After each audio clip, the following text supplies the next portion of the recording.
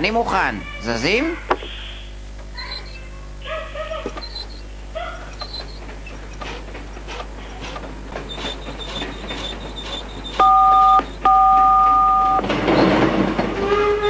ג'ני יוצאת לדרך, שימו לב, מורה לביולוגיה. תלמד בשנה הבאה את תלמידי כיתה ט'.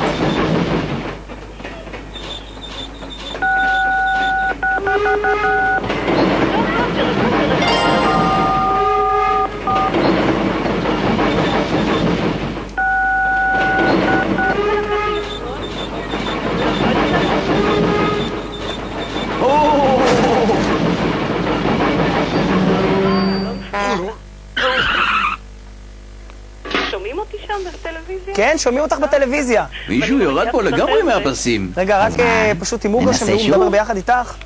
ביי, עכשיו אני שומע אותך. אוקיי. צריכה עזרה במשהו? לא, אני בסדר. אולי בשיעורים באנטומיה, משהו? כלום. עדיין אני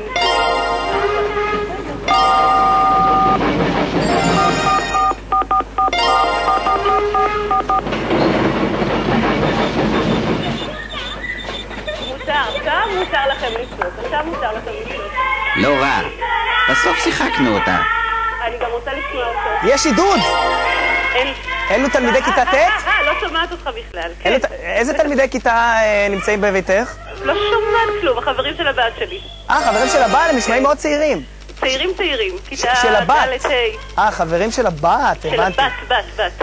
את סך הכל עם 79,000 נקודות, שזה בהחלט הישג מרשים, ואת בפתחה של המערה. אוקיי.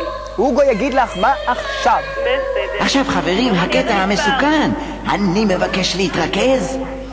דורון, איזה מספר? תתכונני גריזלדה. הבחירה בידיך, הוגו, אבל אין לך שום סיכוי.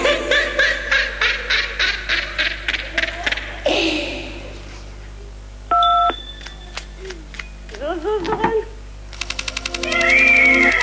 שימו לב, ג'ני... אני לא שומעת שום דבר.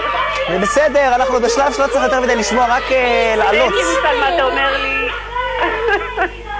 כן. אוקיי, וכאן זוהר בעלול ומעבירכם חזרה אל לוח התוצאות.